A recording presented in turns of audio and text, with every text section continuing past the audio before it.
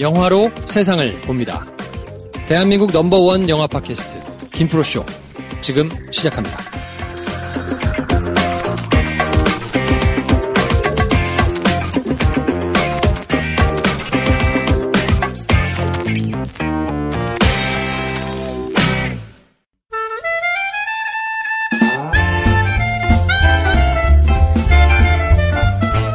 네, 오늘은 영화 얘기하는 날입니다. 정지혜 평론가님 오셨습니다. 어서 오세요. 네, 안녕하세요. 네, 그토록 기다리시던 서치를 오늘 이제 할 텐데 네. 반응이 생각보다 너무 좋아가지고 이번 주 극장을 다 잡아먹고 있어요. 놀랍네요. 9월 6일주, 그러니까 9월 첫 주에 개봉한 영화들을 지금 다 곡소리가 났습니다. 지금. 재앙이 닥친 거죠. 네. 얘기를 들어보니까 이 영화가 개봉 2주차 때 이제 조금씩 줄기 시작하고 그래야 이제 이번 주에 개봉한 영화들이 좀 살아났을 텐데 의도치 않게 서치가 지금 학살을 하고 있다고. 그렇죠. 네. 받았던 좌석을 더 받는 바람에 네. 들어와야 되는 영화들이 좌석을 못 받아가지고. 네. 서치는 행복하죠 지금. 그렇지. 서치를 많은 사람들이 보는 거는 좋은 거 아니야? 네. 약간 이런 생각도 들고 재밌잖아. 잘 만들었으니까. 재밌잖아. 네. 자, 이 서치 보고 오신 분들 많은가 봐요. 골든벨루트님이 구글링은 이렇게 하는 거다. 네. 포시님이 구글의 기능과 활용의 프리미엄 매뉴얼. 지읒님, 네. 맥 사용자를 위한 충실한 교과서. 네, 저 신기한 거 많이 봤습니다. 맥 사용자들은 익숙하겠지만 나에게는 신기했던. 네. 저는 아직 맥의 세계를 모르기 때문에. 네. 윈도우만 쓰면 신기할 수 있죠. 네. 딸만 찾아 아들은 안 찾아 님. 네. 아빠가 리암 니슨이 아니어도 괜찮다. 핫도그니님 자동 완성으로 타이핑하는데 긴장감 개점. 그치. 네. 떡볶이 귀신님, 피하는 것만이 능사는 아니다. 뭐 이렇게 평들 올려주셨는데, 네. 하여튼 재밌다고 막 올해 영화다 뭐 이렇게 해주시는 분들도 많은 것 같고, 네. 입소문이 많이 나는 것 같아요. 네. 네. 주변에서도 많이들 뭐 볼까 하면 다들 서치 얘기를 많이 하시더라고요. 약간 요게 괴는 좀 다른데 곤지암 때 같은 느낌이 좀 있어요. 곤지암. 봤어? 하면서 빨리 봐야 될 것 같은. 내용을 많이 알고 가면 안 되니까 네. 빨리 가야 되고 본 사람들은 약간 입이 근질근질하고 약간 네. 이런 신드롬이 일고 있는 거 아닌가. 그렇죠.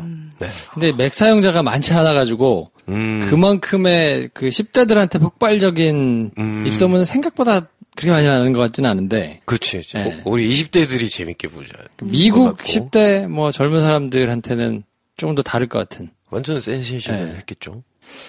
서치 그래서 줄거리 소개로 일단 시작을 먼저 해볼까요? 네. Hey, Dad. Hey, sweetheart. Where are you? Study group. I'm gonna go all night. Oh, one more thing. I want to know about the final you.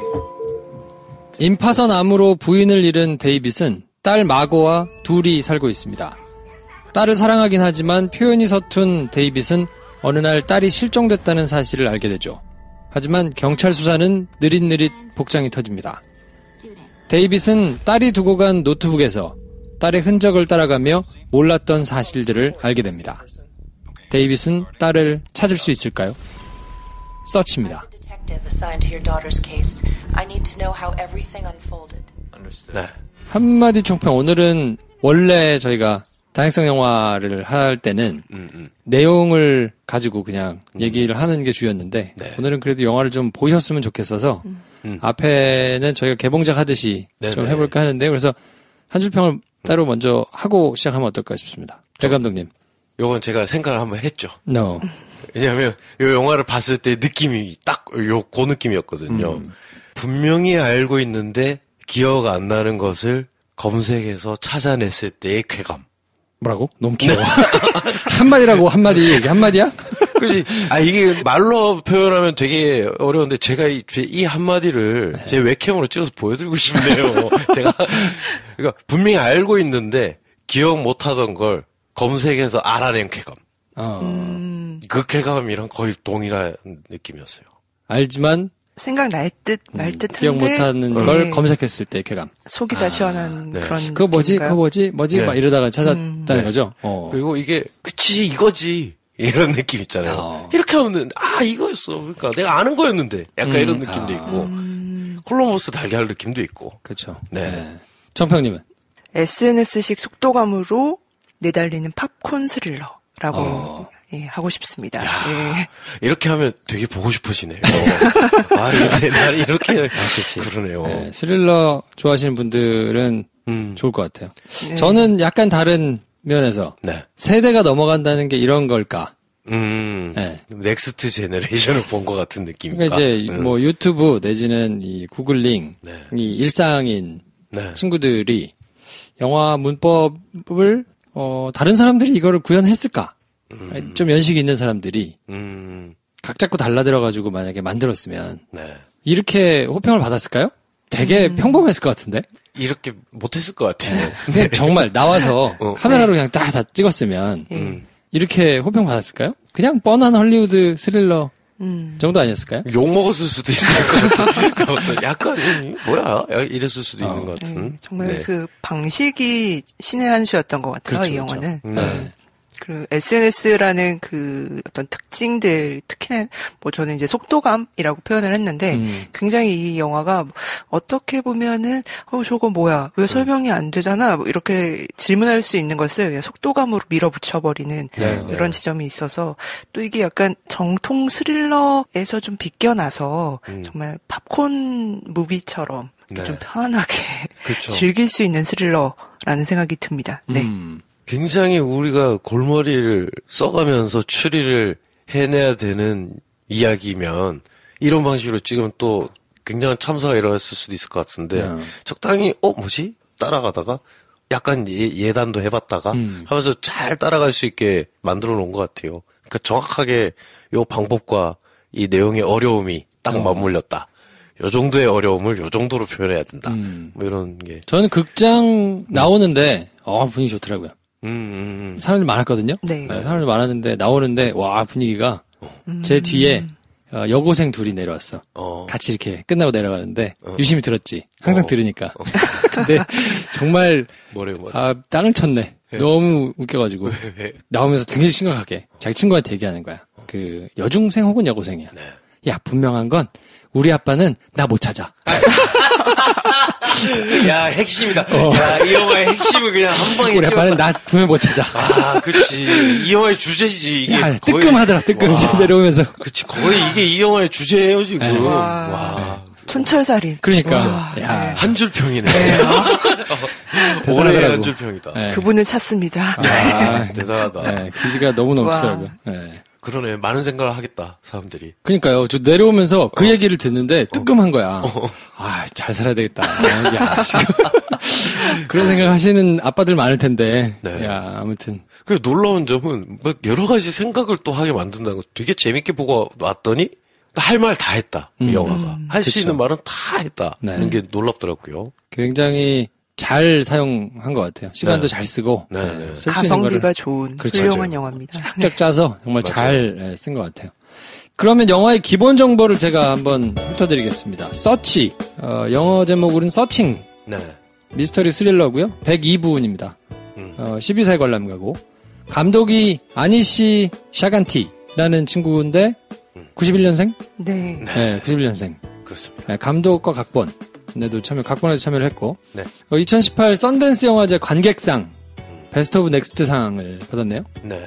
그리고 존조를 좋아해가지고 존조를 먼저 캐스팅하고 이민자들의 가족 삶을 이제 그리고 싶었다고 하는데 네. 그러다 보니까 이제 한국계니까 네. 한국 가족이 이제 됐죠. 그렇죠. 네, 데브라 메싱 경찰로 나오는 분 빼고는 뭐 조셉 리, 미셸라, 사라손 이런 사람들은 다 한국계 교포들. 그러니까 조씨, 이씨, 라씨, 손씨가 나온 거죠. 그러네. 그러니까 다양한 성을 전 처음 봤어요. 한 영화에서. 한국 성인데 다 다르잖아. 다 킴이 아니야. 다 그러네. 달라. 킴도 없네. 그러니까요. 네. 신기했어요. 배급은 소니 픽처스에서 했는데 제작을 스테이지 6 필름즈에서 했죠. 여기는 소니 픽처스의 독립영화 전문 자회사. 네. 그래서 이따가도 얘기하겠습니다만 이용철 평론가가 개 까이고 있어요 지금. 그래요? 네. 왜냐면 그분이 이제 노력은 가상하나 사실 인디 진영에서 이미 시도된 것들의 조합 이렇게 평을 했거든요. 근데 독립영화사야. 제작사가. 네. 왜 그런 말을 했지? 그래서 이제 아니 평론가가 제작사가 뭔지도 모르냐. 그러면서 이제 막 욕을 많이 먹고 있습니다. 그렇군요. 네. 메타스코어가 73점, 토마토미터 91%. 네. 뭐 하여튼 굉장히 반응이 좋고요. 제작비를 찾아보니까 제작비는 따로 나와 있진 않던데 뭐 많이 벌고 있어요. 굉장히 많이 벌고 있다는 걸 예측할 수 있을 만한 영화다. 라는 생각이 들긴 하고. 그렇죠. 네. 이게 상류사회하고 같이 걸려가지고 네. 소리 소문 없이 사라질 줄 알았는데 네. 네. 뒤집고 상류사회는 저 밑에 계시고 그렇습니다. 지금 뭐 이번 주를 아주 평정하고 있으니까. 기분이 좋네요. 네. 9월 3일 기준으로 네. 65만 명. 2주차 시작되면 100만 넘지 않을까? 이 생각을 하긴 했었는데 그러진 않군요. 그러니까 그 정도로 막 폭발력이 있기에는 조금 허들이 있는 것 같아요. 그렇죠. 느끼기에. 맞죠. 네. 이걸 그냥 전 그래서 혼자 그 생각을 해봤어요.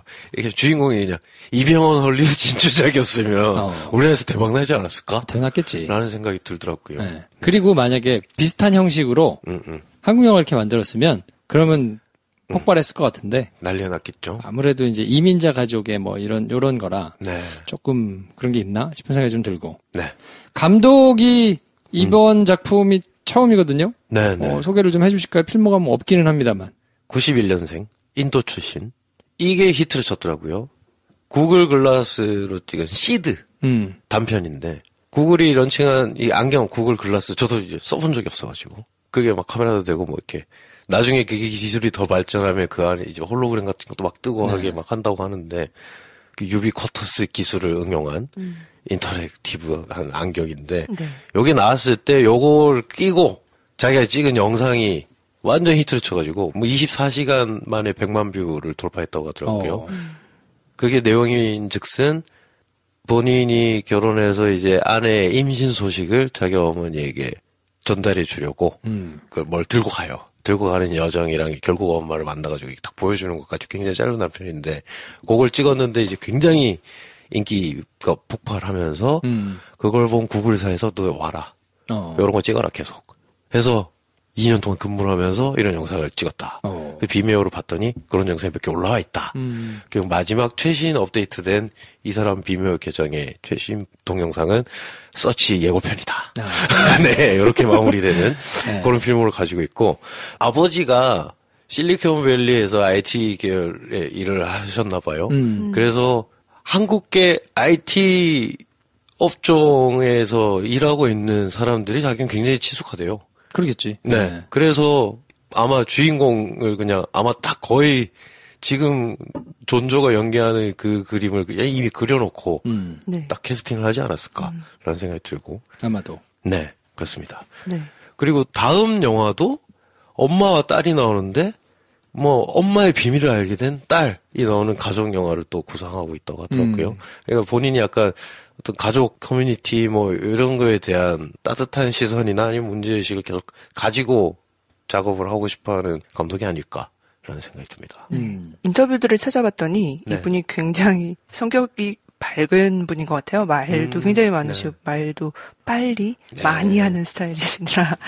근데 뭔가 뭐 좋아하는 영화들 좀 뭐냐 이런 질문에 뭐 마이너리티 리포트나 식스센스 이런 영화들도 언급을 했는데 한국 영화를 또 언급한 게 있더라고요. 봉준호 감독의 살인의 추억을 좋아하는 영화 꼽아서 뭔가 좀 저희가 좀 익숙한 영화가 딱 들리니까 약간 그런 미스테리의 사회적인 문제도 수적 뭐 뭔지 알겠네요. 그래요. 다음 영화 지금 또 우리는 보겠지. 재밌다고 보겠지. 2015년 5월에 개봉한 언프렌디드 친구 삭제라는 공포 영화가 있는데 네네. 티무르 베크만 베토프 네네. 요 분이 이제 이걸 제작을 했었거든요. 네. 저예산 영화 공포 영화였는데 요때 티무르가 이제 화상회의 하다가 화상회의가 끝났는데 상대방이 안 끈 거예요.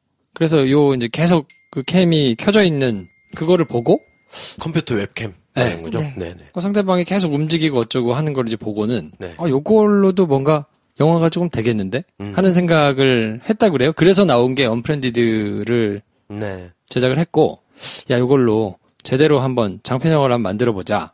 해가지고 만들어진 게 네. 서치니까. 그렇죠. 이제 아마 찾았겠죠. 이거를 제대로 구현할 수 있는 감독이 누구냐. 네네. 네. 티무르 베크만 감독이 요런 거에 조금 관심이 있었네요. 제 필름을 보니까 언프렌드 친구 삭제를 해서 장편으로 그러니까 이 바탕 화면으로만 컴퓨터 화면으로만 우리 장편 찍을 수 있겠다. 그래서 요런 걸 작업을 계속 해야겠다라고 생각하면서 자기들이 이름 붙인 게 스크린 라이프 프로젝트의 일환으로 이번 영화 서치도 만들었는데 2018년에 또 언프렌디드 다크웹이라고 그 후속편이 또 나왔나 봐요. 우리나라에서도 20만 명 넘게 봤어요. 그러니까 외국 네. 공포 영화 와가지고 20만 넘게 봤으니까. 그쵸. 그리고 이거 또 요 괴가 또 비슷한 영화 하나 있는 게 2015년에 하드코어 헨리라는 영화가 있는데 이것도 프로듀싱을 이 티무르 베크만 베토프가 했네요. 네. 하드코어 헨리가 처음부터 끝까지 시점샷으로 찍힌 영화거든요. 고프로로 찍힌 영화예요. 그런 걸 좋아하는구나. 네, 그러니까 약간 이런 시도 이거 이렇게 해도 영화가 된다는 거를 본인이 약간 증명을 할 수 있는 프로듀싱을 계속 하고 있다. 근데 이 언프렌디드 친구 삭제 역시 장편이죠. 네. 예. 네네. 그러니까 이제 아까 말씀드린 건 이게 저예산이어서 네. 돈을 좀 써가지고 네, 네. 제대로 된 한번 장편을 해보자. 네. 그래서 서치를 2017년에 만들었고 그리고 티무르 베크만 베토프 감독이 이제 요 스크린 라이프 프로젝트를 계속 진행하면서 아마도 요런 젊은 감독들을 발굴하는 프로젝트가 되지는 않을까라는 기대를 하긴 하는데 네. 저는 약간 서치를 보고 나서 네. 아 이런 거를 계속 하려고 하는구나 이 양반이 와 좋다라고 생각을 했다가 근데 한두 개 더 나오면 좀 식상할 것 같은데? 라는 생각도 동시에 들더라고요. 그럴 수 있죠. 네. 근데 뭐 그건 이제 나온 영화를 보고 판단해야 되는 거니까. 네. 평론가들 평점은 희한한 트렌드가 있어요. 어떤? 점수는 높고 한 줄 평은 네. 그렇게까지 극찬은 아니고. 아, 그래요? 그러니까 희한한. 아, 그래요? 그러니까 이용철 씨 3개 주셨는데 노력은 가상하나 사실 인디 지형에서 이미 시도된 것들의 조합. 네. 김혜리 씨 3개 반. 업그레이드된 데스크톱 영화. 버퍼링 없는 플롯과 감정의 선. 이동진 씨가 3개 반. 스스로 부여한 형식의 장벽을 창의성의 발편으로. 네. 이화정 씨 3개 반. SNS 시대의 다이아드식 액션. 허나몽 씨가 4개 주셨는데 바뀐 생활 방식에 눈을 맞춘 예술 매체의 형식. 네. 근데 이 이용철 평론가의 말은 좀 이상하긴 하네요. 네. 이게 인디 회사인 걸 몰랐다로 욕을 먹을 수도 있겠다고 치지만 그걸 차치하고서라도 인디 진영에서 이미 시도된 것들의 조합이 잘 만들었으면 되는 거 아닌가? 그러니까 이미 누군가가 시도했던 것이 아닌 것에 가치를 주기 시작하면 클래시컬한 걸 잘 만드는 거에 대한 가치는 또 평가절하되잖아요. 이분의 말은 좀 약간 동의할 수 없는 이상한 문장이다. 라는 생각이 드네요. 아무튼 그래서 욕 많이 먹고 있어요. 아, 그렇군요. 나만 그렇게 생각하는 거 아니구나. 네. 아무튼 평론가들은 좀 캄다운 하는, 그래서 그냥 굉장히 드라이한 네. 평들을 조금 남겨주시는 것 같고, 네. 근데 일반 관객들은 평이 굉장히 좋아요. 네. 그래서 로튼토마토 가면 오디언스 지수도 뭐 90%가 넘는 것 같아요. 네. 80%였나요? 86%. 네. 저부터 간만에 극장에서 기분 좋게 나와가지고 이런 영화 너무 오랜만이다라는 생각이 들면서 약간 지난 시간에 대한 분노들도 쌓이고 막 이런 영화가 네. 왜 매주 나오지 않는 거냐 약간 이런 생각들 있잖아요. 저는 정보 전혀 없이 예고편 안 보고 보통 가니까 가서 봤는데 시계를 봤어요. 재미없어서 본 게 아니고 처음에는 이제 오프닝 시퀀스만 저렇게 하겠지 라고 생각했거든요. 네. 뭐 화면 나오고 어쩌고. 그리고 이제 딱 나와서 시작할 줄 알았는데 계속 컴퓨터 화면인 거야. 네. 그래서 그래. 근데 계속 봐지니까 제가 한참 보다가 안 나오겠구나. 밖으로. 끝까지 가겠구나. 끝까지 이렇게 가겠구나. 네. 얼마나 봤지? 그 시간을 봤더니 1시간 봤더라고. 이야, 1시간을 그냥 컴퓨터 화면을 계속 보게 만들다니. 그러니까요. 그게 너무 신기했어요. 그게 진짜 그렇게 정교할 수가 없더라고요. 정말요? 그게 왜냐하면 이 카메라 사이즈 뭐 이런 그러니까 머리를 엄청 쓸 수밖에 없는 제약이 있잖아요. 그러니까 여기서 할 수 있는 건 다 했구나. 줌이 되거나 아니면은 보통은 뭐 포커스 아웃 됐던 게 포커스가 맞으면서 보여지던가 정경에 있던 거, 후경에 있던 거 우리가 시선을 옮겨가던가, 아니면 카메라가 이렇게 왼쪽으로 오른쪽으로 옮겨가던가 하면서 봐줘야 되는 걸 화면 안에서 어떻게든 그걸 쪼개가지고 정보를 보여줬다가 안 보여줬다가 이 편차를 어떻게 해야 컷이 아닌 것 같은 효과를 줄 수 있을까를 정말 고생을 해서 생각을 많이 한 게 아마 김프로님이 1시간 동안 봐지다니 이거의 결론이. 약간 답답한 생각이 좀 들었어요. 조금 답답하다. 좀 이렇게 쫙 큰 화면으로 좀 보고 싶다라는 생각이 좀 들긴 했는데. 그렇죠. 그게 불편함까지는 안 가고. 네. 그래도 용인해서 봐줄만 하다. 다음 게 계속 궁금하니까. 네네. 야, 대단하다. 라는 생각이 들면서 끝까지 안 빠져나올까? 나중에 한번 빠져나오더라고요. 그래서, 훌륭하네. 네. 처음에 이렇게 몽타주가 나오잖아요. 네. 그게 너무 좋더라고요. 그냥. 그치. 오프닝 씬 너무 좋았어요. 네. 정말, 진짜 그야말로 홈비디오인 건데, 그게 너무 좋더라고요. 영화의 내용과 형식에 딱 맞게, 적당하게 딱 들어가 있어가지고. 이걸, 그 애니메이션 업이랑 비교하시는 분들도 많더라고요. 거기 보면 이제 앞에 쫙 일대기처럼 나오는, 그래서 그 씬을 최고로 치는 분들이 많은데, 업 애니메이션에서도. 그쵸.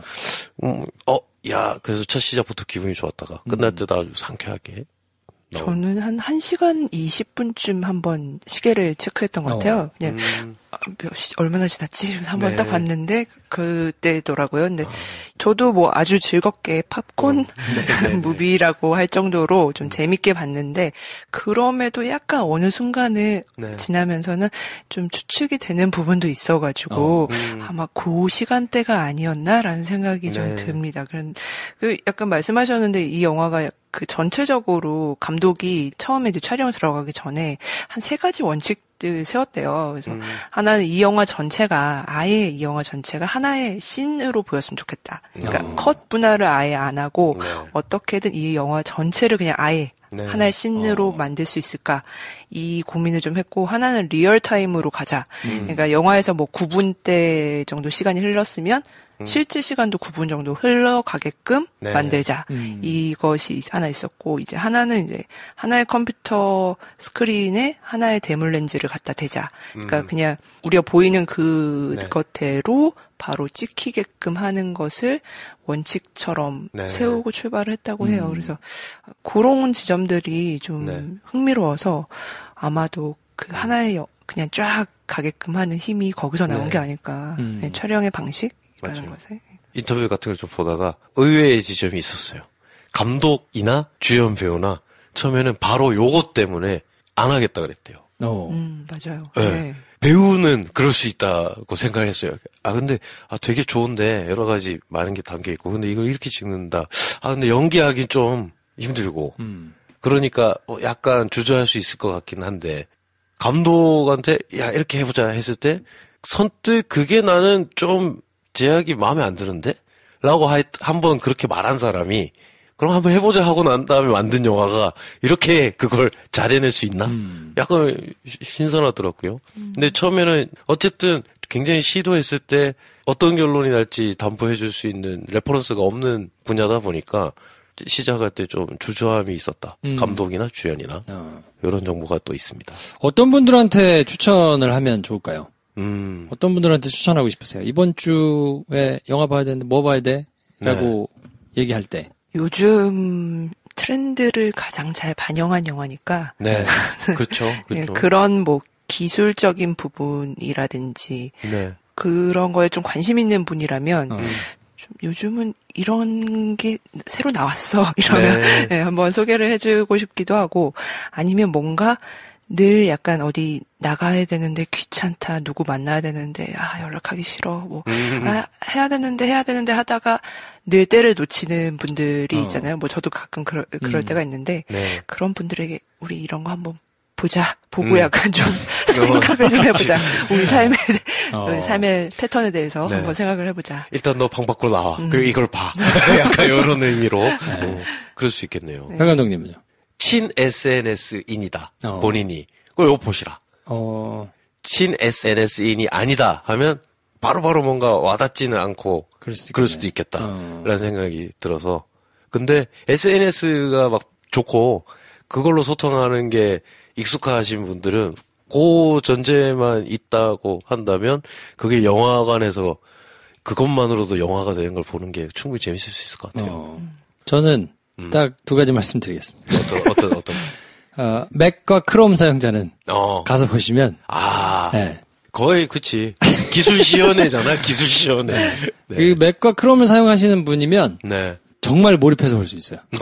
네. 네. 저는 이제 네. 맥을 쓰거든요. 네네. 그리고 이제 뭐 아이폰하고 이렇게 되니까 네. 존조가 하는 거 하고 제가 작업할 때 그거하고 환경하고 거의 똑같거든요. 그렇죠. 그러니까 너무 몰입해서 본 거예요. 진짜 내가 컴퓨터 하는 것 같아. 그리고 엄밀히 말하자면 그게 지금 POV 샷들이잖아. 내가 화면을 보고 있는 시점샷이니까. 네. 그치, 내가 직접 뭔가를 하고 있는 것 같기도 하고. 그렇죠. 근데 이제 맥하고 크롬을 쓰시는 분들은 정말로 자기가 타자하고 있는 것 같은 느낌이에요. 아, 그럴 수 있겠네요. 네. 너무 익숙하니까 뭐 전화가 오면 전화 받고 어쩌고 네. 문자하고 뭐 그쵸. 소리 나오고 하는 것들이 그렇죠. 늘 쓰던 거니까 인터페이스가 똑같은 거지. 네, 진짜 자기가 하는 느낌이거든요. 그치. 그러니까 아마 그 환경에 있는 비율이 우리나라보다는 미국 뭐 청소년이나 많죠. 젊은이들이 많을 테니까 거기서는 아마 반응이 폭발적일 텐데 그렇죠. 그 허들이 좀 있는 것 같아요. 저는 맞아요. 조금 안타깝다. 맞아요. 네. 페이스타임 하는 게 나오잖아요. 영상통화. 그래서 그 페이스타임을 한 번도 써본 적이 없거든요. 아 진짜요? 그러니까 그게 리얼한 건가, 리얼하지 않은 건가를 모르겠는 거예요. 그럴 수 있겠네. 예. 끊어도 보이는 건가? 뭐, 하여튼, 이런 게 살짝 헷갈리는 장면들이 있었어요. 자기 얼굴 나와요. 그러면 자기 얼굴 나와요. 그렇구나. 셀카처럼. 네. 이제 이해가 가네. 그런 거는 약간 생소한 것들이 있더라고요. 근데 굉장히 신기한 신기술들도 있던데. 그 이제 아까 녹음 전에 여쭤봤더니 그렇게 한다고. 네, 네. 사진 드래그해서 서치하는. 여러분들 그건 신기술이 아니에요. 나 깜짝 놀랐어. 굉장히 지금 저는 처음 신기술이 아니에요. 그건. 저는 어느 정도로 놀랐냐면 아니 저런 기술이 세상에 있어도 되는 거야? 약간 이런 생각을 했는데 이미 있구나. 그러니까 이제 맥에서는 사진을 뭐 부러워지네요. 막. 저장 받아가지고 뭐 이렇게 네. 하고 이렇게 안 하고 네. 보통 그냥 사진 검색을 해서 쭉 사진이 나오면 네. 그걸 그냥 드래그하면 바탕화면에 가져오거나 뭐 네. 다른 데다 넣거나 뭐 이런 거 하거든요. 네. 네. 굉장히 부끄럽네요. 이걸 들으시는 맥 사용자들이 뭐야 애들. 왜? 그래서 엄마 컴퓨터 이렇게 잠깐 켜고 할 때, 네. 그리고 제일 처음에 XP 바탕화면 딱 나오잖아요. 그렇죠, 그렇죠. 얼마나 정감 가든지. 마음의 평화가 찾아오면서, 여기, 나의 집으로 돌아왔다. 약간 이런 느낌이 있긴 있었어요. 네. 두 가지 말씀하신다고 해서. 크롬과 맥. 맥. 크롬과 맥. 크롬과 맥. 네. 크롬이 이제 구글 크롬. 저거니까. 저도 브라우저는 크롬을 쓰긴 하거든요. 그래서 크롬 띄울 때는 약간 이제. 그쵸. 내가 아는 거다. 그죠, 약간 그죠. 이런 근데 느낌이 맥으로 있었죠. 크롬을 쓰시는 분들한테는 정말 최고의 몰입감을 받으실 수 있어요. 그렇겠네요. 네. 저는 그래서 처음에 앞부분에 내 문서, 나의 비디오, 나의 사진 이렇게 막 이런 거 뜬 거 있잖아요. 네. 그 윈도우에서 커스터마이즈 안 하고 그냥 쓰면 그걸 쓰는데 보통 그걸 잘 안 쓰거든. 그렇지. 내 비디오에 막 비디오들을 막 넣고 하는 장면이 얼마나 정감 가든지. 네. 아무튼 영화들 많이 보시면 좋을 것 같고 네네. 저희가 2부에서는 스포일러가 포함된 내용으로 네네. 꾸며드릴 건데요. 네. 하여튼 빨리 넘어갑시다. 그래요. 영화 얘기를 해야 되니까. 네. 네. 안 보신 분들은 여기까지만 들으시고 지금 바로 예매하십시오. 영화를 보고 네. 오셔서 다시 듣는 걸 추천드립니다. 정말로 보고 와서 들으셔야 됩니다. 네. 이 에피소드에는 영화에 대한 스포일러가 엄청 많이 포함되어 있습니다. 난 말했어요, 분명히.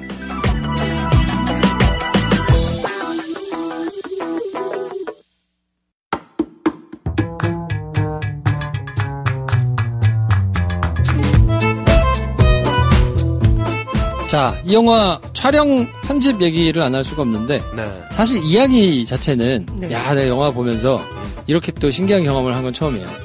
100% 다 예측했어. 처음부터. 처음부터 끝까지 다. 끝까지 하나도 안 놓치고. 그렇군요. 그래서 이게 영화를 잘 만들었다고 해야 되는 거냐. 그럼에도 재미가 있었다라는 거잖아요. 그쵸. 내가 영화를 뭐 이렇게 훌륭한 것 같지는 않은데 네. 내가 이렇게 100% 다 맞힐 정도면 영화가 훌륭하다고 해야 되나. 근데 어쨌든 쭉 봤으니까. 네. 그래서 더더욱 형식이 이렇지 않았다면 그렇죠. 아, 이거 되게 그냥 시시했을 수도 있겠다라는 생각이 좀 들었거든요. 이 시나리오 단계가 꽤 오랫동안 여러 차례 최고의 퇴고를 거쳤던 걸로 알고 있어요. 한 25번의 고가 있었던 것 같은데 2명이 있었는데 감독이랑 또 한 명 이제 각본가가 같이 썼는데 얘기를 들어보니까 아예 시나리오 단계 때부터 물론 서사도 있었지만 그 영화에 보면 굉장히 세세하게 화면창에 뭐가 뜨고 뭐 텍스트는 뭐가 있고 뭐 영상은 이때 뭐가 있고 뭐 전화가 오고 뭐 이런 것들이 다 화면 안에 화면 위에 띄워져 있잖아요. 실제로 시나리오도 그 내용들을 다 적어놨다는 거예요. 그래서 뭐 누구에게 전화가 왔고 텍스트 내용은 뭐고.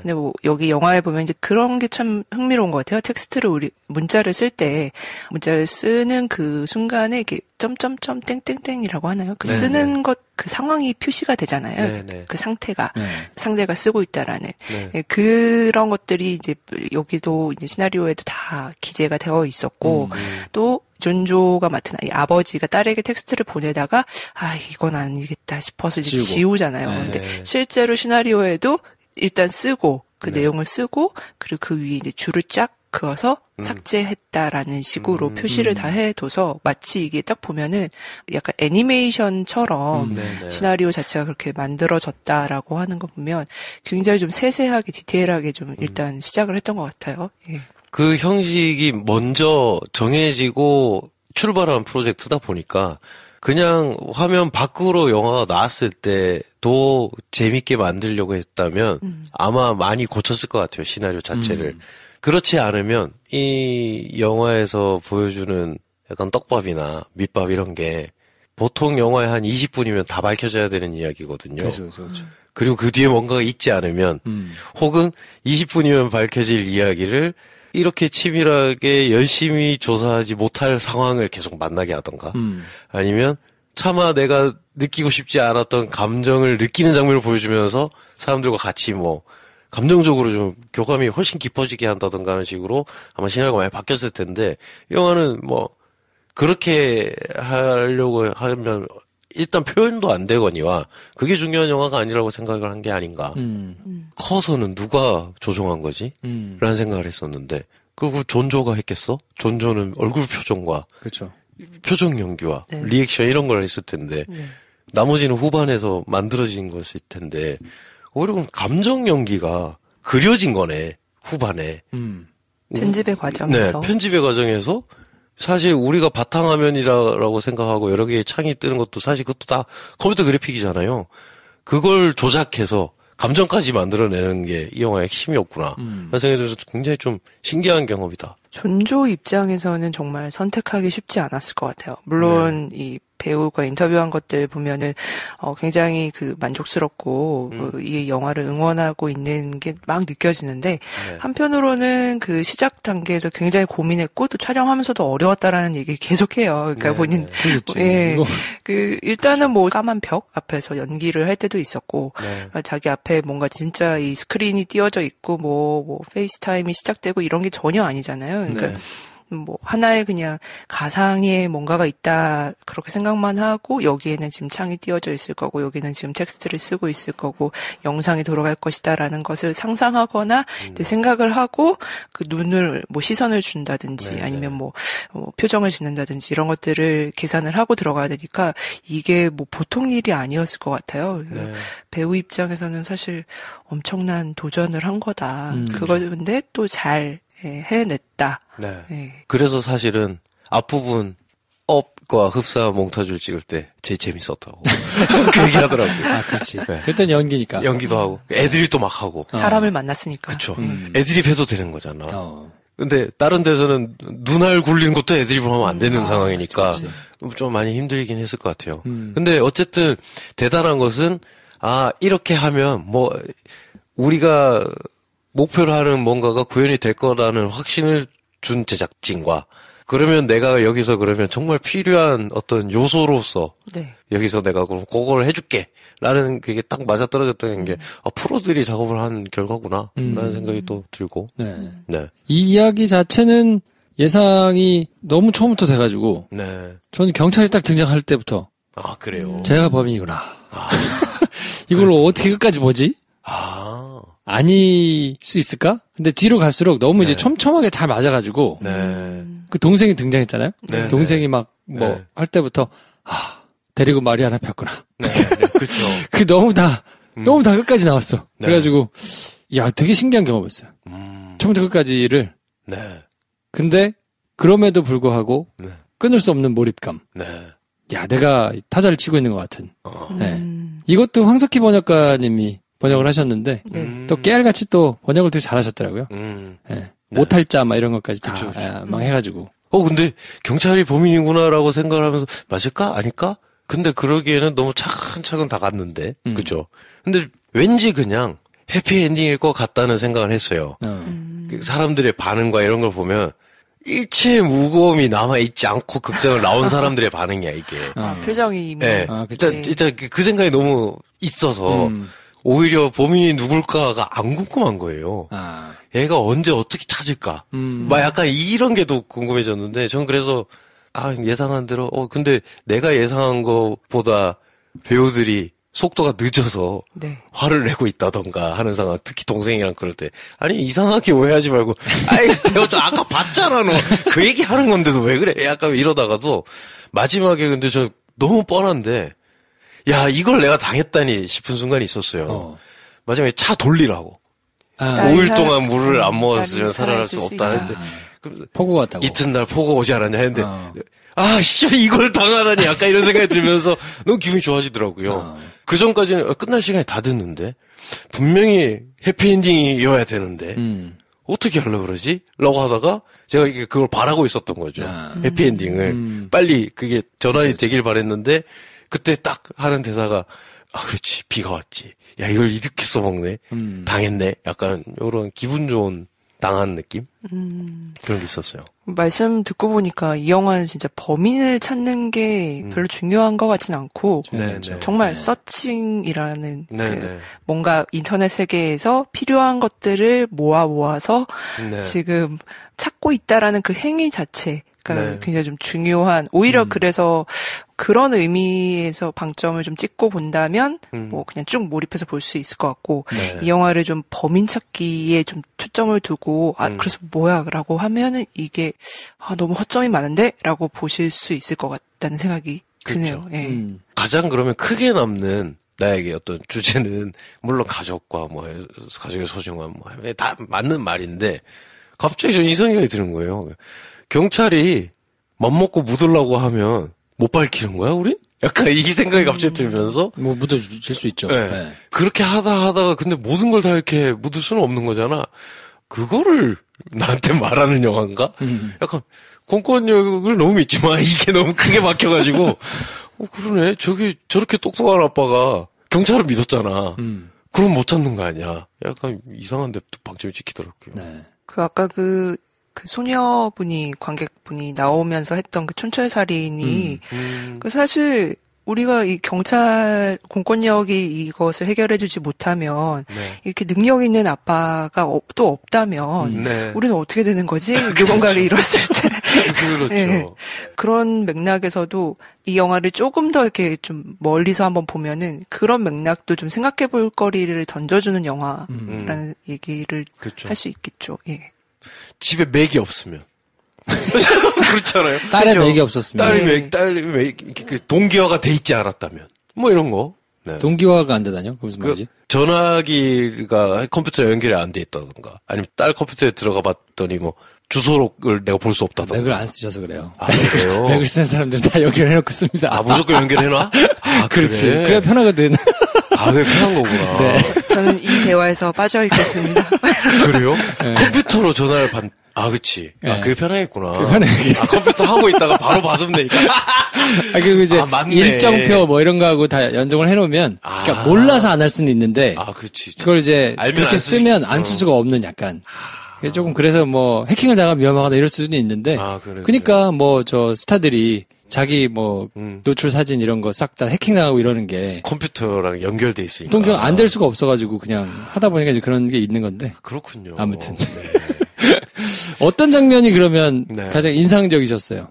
인상적이었던 장면들을 하나씩 얘기해볼까요? 저는 오프닝 시퀀스가 제일 좋았던 것 같아요. 오프닝. 네. 네. 야, 오프닝 시퀀스를 저렇게 좀 만들고 싶다. 네. 라는 생각이 네. 굉장히 디테일하게 네. 막 엄마가 이제 폴더를 표현하잖아요. 그러니까요. 엄마가 아프다. 엄마가 오는 날.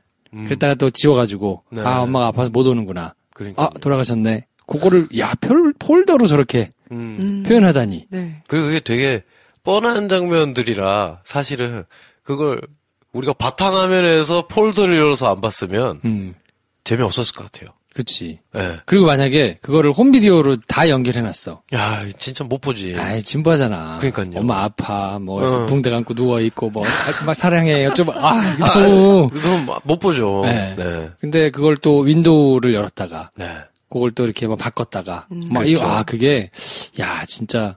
맞아요. 잘 만들었다. 결국엔 삭제해야 할 수밖에 없는 그런 네, 상황까지. 네. 맞아요. 엄마가 집으로 돌아오는 날을 그렇게 기다리면서 스케줄을 다시 짜고 복사해서 네. 붙여넣고 그쵸. 그랬는데 삭제통에 네. 넣는 순간 이런 것들. 맞아요. 그냥 지금 컴퓨터로 그런 기능을 사용하는 사람들이 보면 너무 그냥 무슨 느낌인지 그러니까 감정 표현이 하나도 안 되는 진부한 컷들인데 그게 모여있으니까 굉장히 강한 감정을 준다는 게 좀 신기했어요. 그리고 저는 또 하나 되게 좋았던 장면은 중간에 이제 SNS 사용자들을 비판하는 대목이 나오잖아요. 네네. 페북, 인스타 이런 데서 이렇게 막 하는 사람, 그런 거를 이제 딱 꼬집는 게 나오는데, 그거를 빨리 지나가서 너무 좋았어요. 그치. 그러니까 그걸 만약에 각 잡고 앉아가지고 막, 그쵸. 조금 더 했으면, 네. 좀 그랬을 것 같은데, 네. 할 말은 하는데, 후룩 지나가잖아요. 네. 그러니까 그게 되게, 오히려 임팩트가 맞아요. 있게 오더라고요.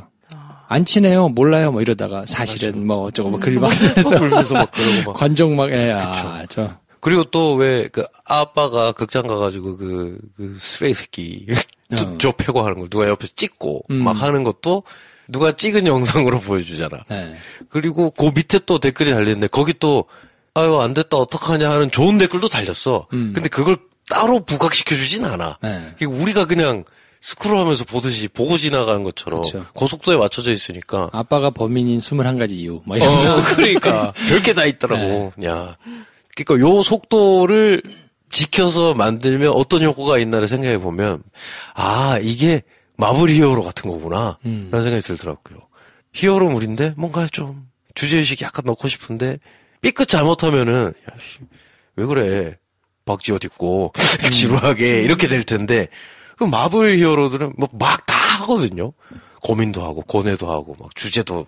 근데 이걸 막 다 지나가도 보는 사람이 알아서 소화할 거다. 그냥 고속도감을 아는 것 같다. 그런 생각을 하는데 요 영화가 또 그런 게 맞닿아 있는 지점도 있네요. 센스가 돋보이죠. 감독의 네네. 센스가. 진짜 센스 있다. 맞아요. 그런 생각이 좀 들어요. 다 껴놓을 수 있을 때 다 껴놓고 보고 지나가게. 정말 대단한 것 같아요. 저는 이 영화에서 여러 스크린이 나오지만 네. 그 액정 화면 많이 나오잖아요. 근데 그 중에 이제 뉴스 화면도 꽤 많이 나옵니다. 네네. 아이를 찾아가는 그런 과정 같은 거, 수색 장면 이런 것들을 생방송으로 보여주는 뉴스, 이런 영상은 사실 다른 영화들에서도 이미 많이 나오긴 했는데, 이때 이제 영화 그 안에서, 이제 영상 안에서, 존조가 딸을 찾아야 되는 그 절박한 상황에서 보여준 어떤 표정의 연기, 이런 부분이 좀 눈에 들어왔어요. 그러니까 보통 한국 영화에서 이렇게 딸을 잃은 아버지 하면은 대표적으로 뭔가 그 순간에 오열을 한다거나 오열하고 굉장히 넘어지고 좀 막 액션이 크잖아요. 이게 네. 동작이나 그 주변 상황이나 이런 것들이. 근데 이 영화에서는 좀 존조의 좀 담담하고 의외로 너무 차분해서 아니 아버지가 저렇게까지 차분할 수 있을까 싶을 정도로 근데 그것이 어떤 묘하게 어떤 존조 캐릭터를 좀 더 만들어주는 것 같은 인상도 있고 이것이 조금 미국에서 그런 아버지 정서를 표현하는 방식인가 이런 좀 궁금증도 좀 들고 그 장면이 조금 기억에 남더라고요. 아버지의 표정.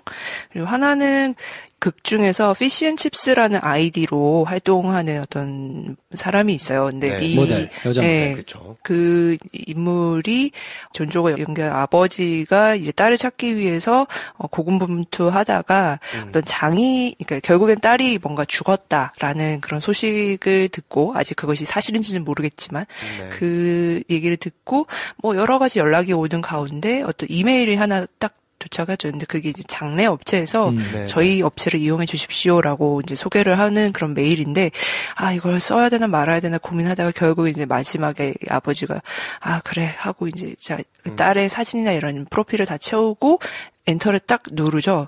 등록을 하려고. 딱 등록을 하는데, 엔터를 눌렀는데 그 여자 모델의 얼굴이 딱 뜨는 거예요. 피쉬앤칩스라고 딸아이와 계속해서 연락을 해왔던 것으로 추정되는 어떤 그 인물의 사진이 거기에 딱 뜨면서 뭐야 이건 또 무슨 반전이야라고 하게 되는 순간이 있습니다. 그래서 그 장면, 그 순간이 조금 뭐야 이건 새로운 또 맥락으로 가는 것인가라고 좀 생각을 하게 되는 순간인데 물론 이제 그게 큰 어떤 반전의 그건 아니죠. 근데 그게 조금 의아했던 순간이었어요.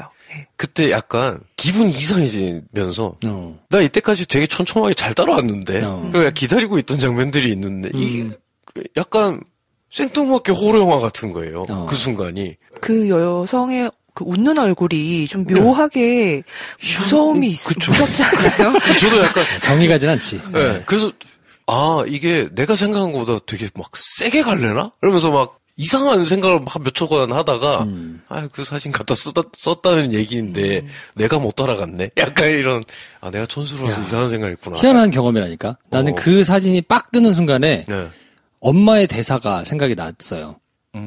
엄마가 얘기하잖아. 어떻게 했느냐. 내 아들이 모금했다 그러니까. 제가 했다 그랬죠. 요걸로 아들 써먹으려고 그랬구나. 뜨는 순간. 아들? 네.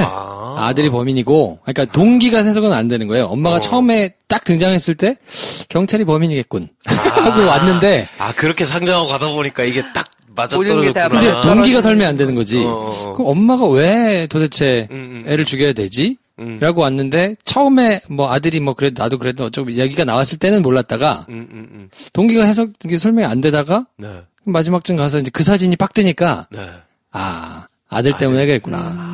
아들이랑 얘가 이렇게 채팅한 거구나. 이렇게 다 그려졌구나. 네, 그래서 저 그림도 갖다가 그냥 범용 그림인데 갖다가 썼겠구나.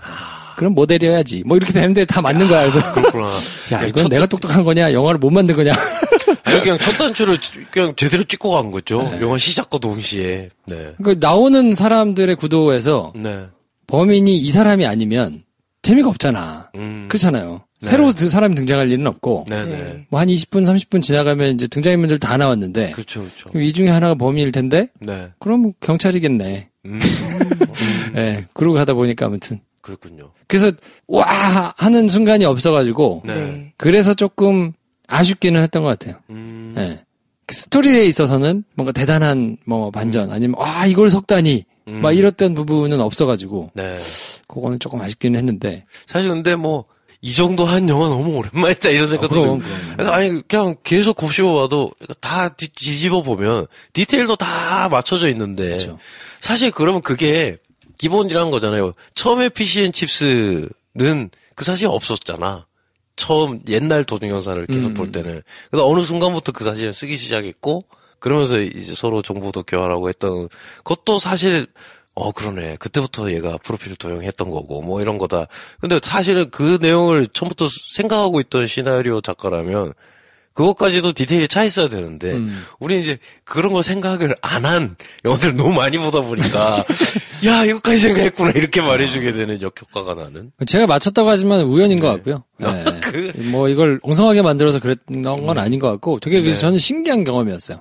근데 신기한 경험. 되게 이상한 스릴러 영화를 잘 만들어진 스릴러 영화를 보면서 모든 걸 처음부터까지 다 맞춘 경험이 많지는 않은 것 같은데. 스릴러다. 이것이 스릴러. 동기화됐네. 영화랑. 진짜. 영화랑 동기화가 완벽하게 됐네요. 이름이 좋으냐서 그런가 봐. 아버지 빙의해가지고 따라간 거지. 그럴 수도 있지. 그러네. 그 인터페이스도 똑같고. 진짜 몰입하셨군요. 굉장히 몰입했어요. 처음 네. 시작을, 그러지. 그래서 되게 훌륭하다는 생각을 했어. 야, 이렇게 사람을 몰입하게 만드는 영화가 네. 또 있었나. 어떻게 보면 저나 정평님은 이게 약간 나이브하게 본 거네요. 누가 어떻게 된 거야? 이렇게 생각 안 하고, 그러니까, 오, 신기하다. 이러면서. 그게 일단 내가 늘 사용하는 환경이 아니니까 네. 영화를 본다는 느낌으로 떨어져서 보아서 그런 것 같고 그럴 수 있겠다. 매일 작업을 하는 그 환경을 보고 있는 게 크게 나오니까 네. 네. 너무 신기한 거예요. 희한하기도 하고. 네. 본인이 하고 있는 것 같은 느낌. 그렇죠. 네. 정말 내가 찾고 있는 것 같은 느낌인데 네. 그거를 나는 이렇게 하고 싶은데 쟤는 다른 방향으로 하거나 아니면 한 템포가 느리게 가거나 뭐 이랬으면 하다가 짜증이 좀 났을 텐데 그렇지. 오히려 내가 생각하는 것보다 한 반발 앞서서 당연히 저렇게 해야 될 거를 네. 막 군더더기 없이 막 찾아가지고 가니까 네. 그렇지. 그렇게 해야지. 그렇지. 저거 해야지. 뭐 이렇게 하는데 쭉 빨려간 거죠. 저는 이 영화에 완전히 당한 게 전 무슨 생각을 했냐면요. 만약에 느렸거나 네. 다르게 했으면 화가 났을 것 같은데 다 진짜 정말 잘하잖아요. 일을. 근데 전 좀 감탄한 게 감독이 좀 착한가 보다 라고 생각하면서 정말 기분 좋게 해피엔딩이 되겠구나 라고 생각하면서 그냥 넘어간 게 뭐냐면 그 범인 경찰이 존조의 생각보다 더 빨리 일 처리를 너무 잘해주는 거야. 사실 근데 그게 아니었던 거잖아요. 은폐하려고 했던 거잖아요. 네. 내가 이미 다 확인했고, 네가 지금 네 컴퓨터를 하고 있을 때 네 딸 컴퓨터 봤는데, 네가 말한 거, 피시앤칩스 다 봤는데, 지금 식당 가봤고 했는데 아니다. 그래? 와, 근데 되게 고맙다. 약간 일 너무 잘한다 얘. 약간 이러면서 저 혼자 막 희망했거든요. 일 너무 잘하는 애랑 저 똑똑한 아버지랑 빨리 찾아라 애를. 근데 사실은 그 속도가 말이 안 되는 거지. 그리고 막 수색 막 하라고 했는데 이쪽은 절벽이라서 이미 다 봤고 여러분들 자원봉사자들 고마운데요. 평지에서만 좀 찾아주시고 저쪽은 우리가 다 봤어요. 야, 일 너무 잘한다. 근데 안 봤던 거잖아. 그렇죠. 거기서 당했다는 생각을 했죠. 배 감독님은 인상적이었던 장면이 저 근데 인상적이었던 장면은 이 영화가 할 수 있는 최고의 창의력이 아니었나. 화면 보기 장면. 미싱콜 3번 들어올 때. 네, 되게 느낌 있더라고요. 그치. 그거는 진짜 잘했다 생각했어요. 네. 그리고 그게 아마 제 기억에는 그게 처음으로 데스크탑 바탕화면에서 벗어난 화면으로 인지했어요. 저도요. 제일 처음에. 완벽하게 블랙이 되잖아요. 이제야 뭔가. 여기서 나와? 네, 화면으로 가는구나. 네. 근데 그게 천천히 빠지면서 바탕화면인 거야. 그러면서 오른쪽에 띠링 소리가 나면서 그 빛이 막 움직이면서 음악이 나오는데, 야, 이거 신박하다. 저는 그리고 그게 전화 한 번 오고 딱 넘어가거나 막 끝날 줄 알았는데, 미싱콜 3번 나올 때까지 그걸 끝까지 쓰더라고요. 그러면서도 그 화면이 버텨지더라고요. 좋은 장면이었어요. 이거는 정말 이 영화의 취지와 이 영화가 지향하고자 하는 바와는 맞지 않지만 그런 장면을 좀 기다렸던 것 같아요. 좀 숨통이 트인달까요? 그러니까 사실 이 영화를 보면서 뭐 답답하다 이런 느낌이 들었다기보다는 조금 약간 아까 처음 이제 영화적인 문법이 좀 이제 달라졌다 그런 얘기도 하셨지만 그런 의미에서 조금 무섭다 약간 이런 느낌도 좀 들었거든요. 이 스크린 안에 또 계속해서 스크린들 어떤 스퀘어들이 계속 있는 거잖아요. 근데 이것을 도저히 벗어날 수 없게끔 하는 이 영화라는 이 방식이 조금 답답하고 갑갑하고 뭔가 옴짝달싹하지 못하게 하는 것 같아서 좀 무섭다라는 생각이 좀 들었고 그게 영화의 어떤 화법이나 이런 것들을 좀과 연결되다 보니까 이거는 조금 더 면밀히 보고 싶다. 이 영화가 등장했다라는 것을 조금 더 살펴볼 필요가 있겠구나. 어떤 재미있는 부분도 분명히 있지만 영화 어떤 기술적인 부분이라든지 그 기술이 영화의 문법이나 영화의 화법과 어떻게 연결이 되는지 이거를 더 섬세히 좀 살펴볼 필요가 있는 작품이다라는 생각이 들었고 그런 의미에서 지금 말씀하신 그 장면이 저는 좀 이제 조금 숨을 좀 트이게 하나 보다라고 했는데 다시 또 숨을 조여오는 바탕화면으로 딱 가둬놓는 장면이 그렇죠. 있군요. 저는 굉장히 기분이 좋은 게 이런 영화를 보면 기분이 좋은 게 나를 위해서 굉장히 노력해준 느낌을 받아야 되게 대접받는 느낌인 거예요. 이렇게까지 노력을 해서 고민을 해가지고 막 설계를 해서 영화를 만들다니 되게 고맙다. 네. 라는 생각이 드는 거죠. 맞아요. 근데 저는 이제 그 바탕화면이 익숙하니까 그 화면 빡 떴을 때 너무 인상적이었는데 야 바탕화면을 이렇게 써먹다니. 그렇지. 바탕화면은 여기밖에 써먹을 수가 없지. 그렇지. 그렇잖아요. 그렇죠. 근데 그냥 떠 있는 상황에서 미싱콜을 할 수도 있었을 텐데. 네네. 그러면 이제 효과는 좀 떨어질 테니까. 그렇죠. 야 바탕화면까지 긁어가지고 써먹는구나. 네. 대단하다. 그러니까 저는 순간 착각이 드는 게 우주가 울리는 느낌이었어요. 오버를 해보자면. 깜깜한데 음악도 약간 저도 그런 느낌 받았어요. 그래비티나 막 약간 SF 음악처럼 울리면서 전화벨이 막 울리는데 그게 막 무슨 헨리 해성이나 무슨 유성 움직이는 것처럼 막 가면서 그때부터 영화가 막 자신감이 보이더라고요. 이 안에서 다 할 수 있어 얘들아. 약간 이런 느낌을 보여줘서 좀 기대가 되는 장면이었어요. 저는 뭐 무슨 뉴런 신경계? 네, 신경계. 그렇죠. 맞아요. 하여튼 와 바탕화면이 나오네. 네. 근데 바탕화면을 한참 보고 있는데 미싱콜이 뜨길래 네. 야 진짜 모여서 빡세게 연구들 많이 했구나. 그러니까요. 네. 그게 분위기에 딱 맞잖아요. 그렇죠. 네. 그리고 전 또 하나 더 있었어요. 나는 그때까지는 착각하고 있다. 고마운 경찰분. 고마운 경찰분이 등장을 해야 될 텐데. 설마 혼자 끝까지 찾지는 않을 거고 결국 경찰에 신고를 하잖아요. 등장하면 어떡해? 바탕화면에 뜰 수는 없잖아, 이 경찰이. 그래서 근데 첫 등장신이 정말 신박하더라고요. 그때 동생이랑 뭐 통화를 하고 있었는지, 뭐, 자기 본인 웹캠으로 한번 화면이 딱 돌아가면서, 거기 뒤에 서 있더라고. 딱 서가지고 등장하더라고요. 아, 집에 왔구나, 경찰들이. 그래서 얘한테 막 일을 시키고, 뭐 있으면 또 다시 얘기해주세요 하고 딱 나가는데, 그 등장씬도 그 이동 시간과 얘가 이때까지 막 엑셀로 막 애들한테 막 전화하고 하는 것까지를 시간을 고려해서 그동안이면 그러면 얘가 차를 타고 경찰들이 왔고, 그 경찰이 얘 뒤에 서가지고 막 얘기를 하고 있는 상황을, 이렇게 등장시키네. 생각 많이 했구나. 장면 생각해보면, 다 거의 뭐, 이렇게 이미 그려놓고 찍지 않으면 구현이 안 될 장면들로 꽉 차 있어서, 그렇죠. 그 과정이 굉장히 힘들었겠다라는 생각이 들긴 했어요.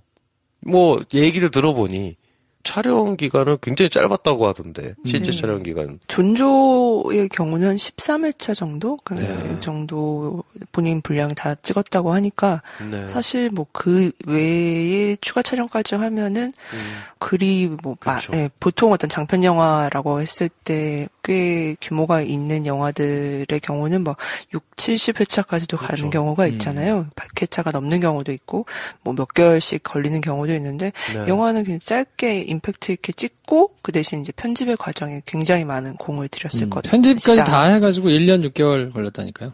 그렇죠. 다시는 이런 작업을 하고 싶지 않다. 상상이 돼요, 상상이. 네. 다 그려야 되니까. 뭘 그린다는 얘기야? 바탕화면을 찍으면 되는 거 아니야? 라고 혹시 이 영화를 보신 분들이 생각하실 수 있을 텐데 네. 바탕화면을 그렇게 찍어가지고 그렇게 다 할 수가 없어요. 그래서 다 CG죠, CG. 그렇죠. 네. 그래서 그러면 창이 켜져 있는 위치와 크기와 이런 걸 다 조절을 해야 우리가 본 그 화면을 우리 의도대로 보게 할 수 있거든요. 근데 그걸 창을 키워놓고 다시 줄이고 자꾸 움직이고 이러면 이제 존조가 한 것처럼 조작해서 바로바로 뜬 것처럼 화면이 나오지 않으니까 그걸 다 그렸다는 얘기인데 그리고 그리기 전에 심지어 촬영하기 전에도 그걸 존조에게 이게 이렇게 된다고 보여줘야 됐을 테니 아마 거의 프리비주얼로 영화가 처음부터 끝까지 다 나와 있는 상태에서 찍었겠구나. 그렇겠죠. 네. 라는 생각이 들고. 사용된 카메라는 굉장히 많더라고요. 한 12대 이상이었고, 그래서 뭐 아이폰이나 고프로, 드론, 캠코더, 미니 DV 카메라, 뉴스 카메라, 뭐 DSLR, 보안 카메라, 뭐 이런 카메라 종류는 엄청나고, 그거를 이제 뭐 기존에 우리가 컷을 나눠서 여러 곳에서 여러 각도에서 이렇게 찍는 방식은 아니었지만 고정된 샷으로 가되 그 존조가 자기 앞에 딱 픽스된 카메라를 보면서 연기를 하고 그리고 약간 스크린 감독이 보는 그 스크린 쪽에 카메라가 또 설치가 되어 있는데 그 카메라가 기존에 이제 영화에서 많이 찍는 뭐 좌우 움직인다든지 아니면 왔다 갔다 한다든지 위아래를 본다든지 이런 식은 이제 그 카메라가 담당을 했던 것 같고 존조는 그저 고정된 카메라, 특히 이제 완전히 익스트림 클로즈업을 샷으로 찍다 보니 굉장히 힘들었다. 그 표정이나 이런 것들이 다 노출됐는데 그걸 다 책임을 져야 되잖아요, 배우가. 그러니까 그런 어려움이 있었다라고 하면서 it was puzzle이라고 하더라고요. 정말 너무 혼란스러운 상황이었다라고 하며 그럼에도 뭐 굉장히 즐거웠다는 네. 결론의 말을 하더군요. 예. 생소해서 힘들었을 수도 있을 것 같고 또 어떨 때는 영상을 찍을 때 조그만 카메라로 간소하게 가가지고 이렇게 찍고 할 때가 훨씬 편할 때가 있는데 그게 익숙한 배우들도 있을 것 같아요. 막 큰 화면에 이렇게 막 옛날에 막 야 스튜디오에서 필름으로 찍을 때 뭐 이런 것처럼 요즘은 다 이제 디지털 카메라로 손쉽게 찍으니까 사실은 그게 그냥 경력이 일천한 만약에 배우들이다 하면 오히려 훨씬 연기하기 자유로운 환경일 수도 있겠다. 딸 역할을 하는 배우는 똑같은 환경에서 본인도 이제 웹캠 찍고 하는 장면이 있었는데 자기들은 늘상 쓰고 찍고 하는 장비들이 눈앞에 놓여 있었기 때문에 자기는 너무 편했다고 또 그렇게 얘기를 하더라고요. 고프로 같은 조그만 카메라나 아니면 핸드폰 카메라로 막 촬영하고 있으면 뭐 일반 배우들이나 일반 이제 유경험자들은 이걸 도대체 어떻게 찍는다는 거야? 이거 어떻게 어디서 어디까지가 보이는 거지? 내가 그러면 이 앵글에서 어떻게 연기를 해야 되지? 막 이런 걸 생각할 텐데 항상 그런 비디오에 노출되고 스스로를 브로드캐스팅하기도 하고 영상 통화도 하고 하는 사람들의 경우에는 아 내가 하던 대로 그냥 하면 되는 거네 이런 생각을 또 하게 되는 이 안에서도 세대 차이가 또 네. 실제로 발생했던 네. 그렇죠. 현장이었다. 그러면 배우들 얘기를 안 할 수가 없을 텐데 네. 가장 인상적이었던 배우는 뭐 존조가 열연을 하긴 했습니다만. 네. 네. 존조. 존조. 네. 거의 그렇죠. 네. 저는 그러면 새로운 제 인상적이었던 배우 있습니다. 커서 마우스 커서 마우스 커서가 굉장히 많은 감정씬을 담당해요. 어떤 장면을 그렇게 감정을 느끼셨어요? 그러니까 커서 궁금해지네요. 아 이게 정확하게 말하면 커서도 아니고 이 왜 타자 치다 보면 이렇게 세로줄 깜빡깜빡하고 뭔가를 쓰십시오라면서. 그렇죠. 네, 이게 깜빡깜빡하잖아요. 쓸까 말까 할 때 그 퍼즐 기간이 네. 있는데 저거 그냥 깜빡하는 거를 어느 정도 길이로 넣으면 이런 게 된다. 근데 그게 보통 다른 영화들의 경우에 그런 장면들이 있는 영화들이 많거든요. 메일을 쓰거나 특히나 뭐 아니면 뭐 주인공이 작가인데 막 이렇게 방에서 이렇게 막 밤새 뭘 쓰다가 차마 더 글을 더 쓰지 못하고 그럼 카메라가 노트북 화면을 보여줘요. 그럼 그게 이제 깜빡깜빡하고 있어요. 그럼 저는 그걸 빨리 그냥 스킵하고 싶거든요. 근데 이 영화에서는 그게 너무 강렬하게 감정을 주더라고요. 바탕화면에 몇 개 있는 아이콘들이 그래서 되게 커서와 그 깜빡이는 마우스를 누가 조작했을지 감독이 직접 하면서 스스로 초를 셌을지 이런 게 궁금해지는. 그 문자 텍스트가 지워지고 쓰다가 말고 이런 것도 네네. 저도 그런 면에서는 이렇게도 감정을 표현하는구나. 네네. 네, 좀 그렇죠. 우리 매번 그러잖아요. 뭐 쓰다가 쓸까 말까 고민하다가 네. 결국에는 뭐 그냥 지워버리고 이러는 경험들이 있어서 아마 다들 좀 공감하시면서 보실 것 같아요. 사실 이게 이 형식 안에서 그러니까 이제 좀 화면 밖으로 나가나 했다가 정평님을 좌절에 빠뜨렸던 그 화면 보기 샷을 기점으로 요 안에서 이 영화가 끝날 거야를 딱 보여줬잖아요. 그렇기 때문에 이게 효과가 있었던 것 같아요. 많은 멜로 영화에서 문자로 보내려다가 지우고 막. 보통 아니면 우리나라 드라마에서 막 편의점 맥주 이렇게 마시면서 막 남자 주인공이 막 문자를 쓰려다가 지우고 막 이런 장면은 나는 못 보겠는데 이 영화에서는 그 박력 있는 글자들이 화면에 꽉 차졌다가 확 지워지고 하는 게 막 저한테 직접 말을 하는 것 같은 느낌이 들더라고요. 신기했어요. 이게 뭔가 네. 갑자기 그녀라는 영화 있잖아요. 네. 그 영화도 그 상대가 그 눈앞에 있지 않고 가상의 OS 체제를 통해서 이야기를 하는 그 남자 주인공이 그녀와 이제 대화를 하고 뭔가 교감을 하고 그리고 그녀의 어떤 상실 이런 것들을 느끼는 그런 방식인데 뭔가 그 묘하게 그 영화도 좀 생각이 나면서 지금 시대의 이런 SNS와 뭔가 가상세계와 현실이 계속 인터페이스 되는 지금 시대를 너무도 잘 알고 있는 감독이 보여주는 영화가 이 영화인 것 같아서 지금 말씀하신 거 듣다 보니까 이제 배우들 역시도 그렇다면 이제 나의 연기는 어떻게 해야 되지? 라는 고민을 할 법한 시기인 것 같아요. 그러니까 누구나 다 정말 사회적인 배우일 수도 있고 누구나 다 내가 촬영하고 내가 연기해서 자기 영상을 유튜브에 올릴 수 있는 시대잖아요. 그러니까 이런 상황에서 그렇다면 정말 연기를 한다는 건 뭐냐? 뭐 배우의 직업은 도대체 어떤 식으로 진화하거나 뭐 후퇴할 수 있는가? 그러니까 이런 생각도 들어서 좀 무섭기도 하고 이 상황 꼭 부정적인 의미의 무서움이라기보다는 그만큼 영화가 이제 가까이 이런 시대에 발맞춰서 가까이 왔구나라는 생각이 번뜩 듭니다. 네. 처음에 유캐스트인가 그걸 아버지가 발견을 한 다음에 딸이 이제 방송을 이렇게 계속 보잖아요. 그때 이제 어쨌든 전형적이긴 하지만 시의적절하게 나온 어떤 백스토리. 엄마 생일인데 아버지가 노크 해가지고 방송 중인데 노크 지금 그 더 보이스 하는데 내려서 보지 않을래? 라고 한 장면에서 뭘 전달했는지 내가 알 것 같고 그 얘가 왜 여기에 계속 집착했고 왜 자기가 방송을 할 수밖에 없는지를 보여주는 장면은 그 피쉬앤칩스랑 처음 대화하는 장면. 그때 약간 OST도 살짝 흐르면서 얘가 이런 애였구나. 여기서 이렇게 위로를 받는구나. 그러니까 저는 이제 굉장히 잘 속은 거죠. 영화의 의도대로. 근데 그때 저는 계속 그 얼굴이 너무 절묘한 얼굴이라고 생각했던 게 피쉬앤칩스가 가져다 쓴 그 모델의 이미지 얼굴 있잖아요. 네. 전형적인 미인도 아니고 그렇다고 너무 추하게 생긴 것도 아니고 어떤 성격인지 내가 알겠고 그리고 그때 난 20살인데 학교 다니는데 근데 식당에서 일하고 있고 근데 엄마가 아프신데 라고 얘기하는데 그 순간 제가 너무 절묘한 캐스팅이다 라고 생각했거든요. 그 사람이 연기를 한 것도 아니고 입도 뻥긋한 적 없어요. 사진으로 프로필 사진 하나인데 그러니까 저런 애 누군지 알겠어. 쟤도 그래가지고 여기 접속해가지고 막 찾다가 포켓몬 얘기하고 있고 막 어떤 애인 줄 알겠는 거예요. 근데 이 영화 뒤를 가보면 내가 완전 잘못 생각한 거잖아요. 사실 그러니까 이거는 굉장히 우리에게 충격을 주는 막 반전 영화. 제가 범인이었다니 하는 거에 필적할 만한 사실 얼굴인 건데 이 얼굴은 그냥 고정돼 있었거든요. 윙크 한 번 한 적 없고 눈 한 번 깜빡한 적 없는데 뭔가를 나한테 전달해 줬다는 게 그냥 이미지를 긁어왔을 때도 그게 힘이 있다는 게 좀 어떤 면에서 평론가님이 말씀하신 것처럼 무섭다. 작동이 되는구나. 이미지만으로도. 이쯤에서 쓸데없는 얘기 한번 해볼까요? 저는 그럼에도 불구하고 이 영화의 오게티는 이게 서양인들이어서 그러지 않았을까. 엄마도 아빠도 다 계란형 얼굴인데 딸이 너무 호떡 아닙니까? 그래요. 딸도 좀 이게 갸름하고 얄쌍해야 되는 거 아니야? 그래. 다를 수 있죠. 다를 수가 없어. 다를 수 있어요. 아니 그 계란형 둘이 결혼하면 계란형이 나와요. 그래. 그렇잖아. 계란형 안에도 다른 형이 있겠죠. 실제로는 31살?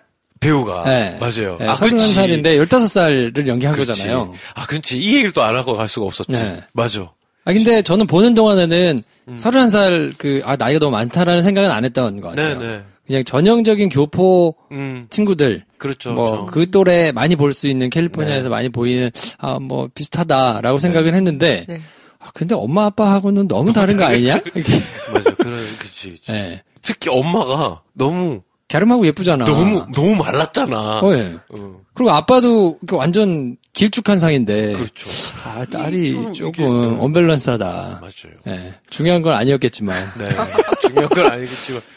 엄마는 걸그룹 출신이신데. 그러니까. 저도 찾아보면 되게 생뚱맞게도. 네. 가희하고. 배우분이. 네. 가희하고 누구야? 또, 애프터스쿨의 전신인 그룹이 있던데. 네. 거기서 잠깐 이제 활동하시다가. 그렇다고 하더라고요. 네. 그래서 또 저는 또 이 생각을 했어요. 처음으로, 물론 버닝에 나왔던 스티븐 연상역으로 이제 나왔던 분도 사실은 집에서는 상엽이라고 한다. 한국말을 할 거 아니에요. 거기서 태어난 게 아니라 살다가 갔으니까. 존조 배우도 그럴 거 아니야. 근데 그럴 거라고 한 번도 생각 안 해봤거든요. 거기 나오는 모든 배우들이 한국계 미국인이잖아요. 그죠. 그러니까 실제로 한국말을 할 거라는 생각이 드니까 되게 좀 신나더라고요. 그래서 김치 건보 같은 걸 정말 만들어 먹는 거구나. 저기 저렇게 한국계 미국인들이 살고 있는데.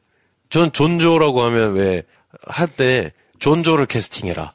라고 하면서 막 얼굴 갈아 끼는 막 캠페인 같은 게 있었거든요. 특히 그 할리우드의 백인 중심 영화들 때문에. 그래서 막 마션 포스트에다가 존조 얼굴로 바꿔놓고 막 모든 주인공 얼굴을 존조로 바꾸는 막 짤들이 돌고 이랬어요. 그때까지만 해도 제가 한국계 미국, 그치, 조시구나라고 생각을 했지만 실제로 한국말을 하고 집에 있을 때는 김치 같은 걸 먹으면서 한국말을 하는 커뮤니티에서 살 거라는 생각을 못 했는데 스티븐 연의 사례를 통해서 우리가 알게 된 것도 있고 그리고 더 정감이 가게 된 건 아내 역할을 한 배우분은 한국에서 그러면 음악 프로에 나왔다가 다시 간 거잖아 라고 그렇죠. 생각하니까 갑자기 너무 확 가깝게 느껴지는 거예요. 그래서 이게 어쩔 수 없는 약간 이런 게 있는 건가? 있겠죠. 네. 그런 게 있겠지. 근데 그거에 비해서는 한국에서 뭔가 굉장히 막 붐이 일거나 이렇지는 않으니까. 그것도 그렇죠. 사실은. 교포 사회에서는 어땠죠? 굉장히 각광을 받지 않을까. 그게 좀 궁금하기도 해요. 네. 이런 영화가 처음일 텐데 우리도 본 게 처음인데. 할리우드 자체에서도 이렇게 스릴러물에 어떤 백인 남성을 캐스팅하지 않고 아시안 계열의 미국인 캐스팅한 게 굉장히 이례적이라서 그거에 대한 이야기들도 꽤 많더라고요. 이것이 이례적이다라는 그렇죠. 것에 대해서. 사실 근데 존조의 경우는 꽤 오랫동안 이제 영화 만들어 오기도 했고, 필모가 굉장히 많은데요. 그런데다가 또 워낙 그 피플즈나 이런 데서 선정하는 섹시한 남성 스타에 늘 좀 올랐던 배우라서 뭐 한인 커뮤니티뿐만이 아니라 할리우드를 전체적으로 봤을 때도 굉장히 좀 주목을 받지 않을까 이번 작품으로 그렇죠. 뭐 주연이기도 하고 또 워낙 좀 화제가 되기도 하고 또 지금 시대에 좀 잘 맞아떨어지는 이야기다 보니까 존조에 대한 좀 관심사가 더 커지지 않을까 그런 생각이 드네요. 그리고 이게 어쩔 수 없이 이민자 가족 이야기다 보니까 제가 그런 경험을 한 적이 없음에도 불구하고 심지어 근데 그것도 차이가 있는 것 같아요. 만약에 감독이 인도 출신인데 인도 이민자 가족들이 나왔으면 내가 이렇게 즉각적으로 그런 걸 느꼈을까 싶기도 했는데 아니겠지. 그게 완전 차이가 좀 심할 것 같은 거예요. 걔는 친구가 없어요. 어쩌고저쩌고. 전화를 반 학교 애들한테 다 하고 직접 만나고 하는데, 와, 우리 딸 친구가 아무도 없구나. 라는 걸 딱 알게 됐을 때의 느낌, 저도 너무 즉각적으로 뭔지 알 것 같다. 라는 생각이 들었는데, 그냥 단순히 이민자 가족이라는 개념 때문에 그런 건 아닌 것 같고, 이게 한국계라서 내가 더 크게 느끼는 거 아닌가? 그건 뭐, 불가피하게 있겠죠. 왜냐면, 가족 간에 그렇게 잃어버린 가족을 찾고 대장정의 영화가 있었잖아요. 라이언이라고.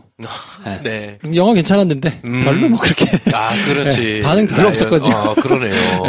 그러니까 이게 심지어 싫어한데. 그렇지. 라이언은 싫어였는데. 인도 사람들은 열광했겠지. 인도 사람들은 그치. 즉각적으로 뭐가 왔겠죠? 그러겠죠. 근데 저는 의외로 그 한국계 배우라서 혹은 이제 이민자 사회의 어떤 가정이라서 라는 느낌, 그런 인상은 거의 받지 못했던 것 같아요. 그러니까 영화를 보면서.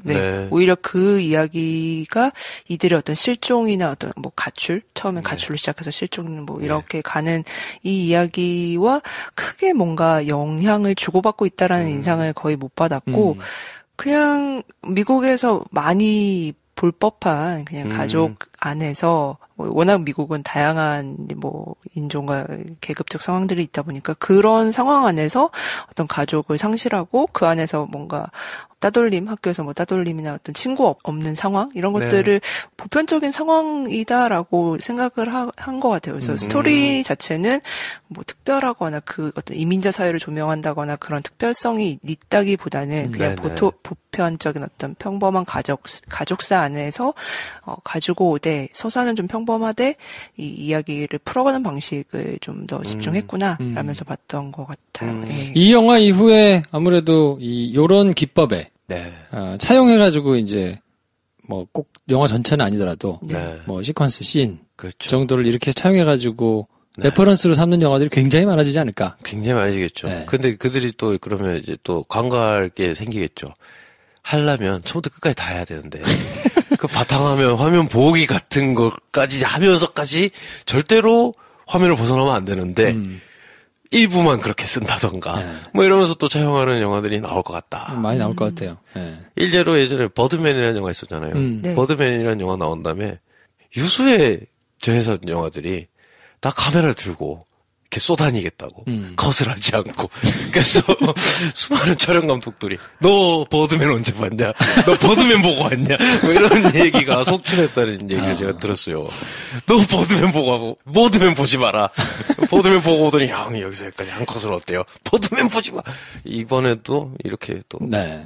바탕화면 영화가 창궐하지 않을까 하는 생각이 듭니다. 아무래도 그렇겠죠. 네. 자, 서치 보고 오셔서 의견들 많이 남겨주시면 좋겠고, 혹시 안 보고 이거 들으신 분들은, 뭐 내용을 들었기 때문에 좀 그렇기는 하지만, 그래도, 상상하시는 것 이상의 게 펼쳐질 거예요. 네, 맞아요. 네.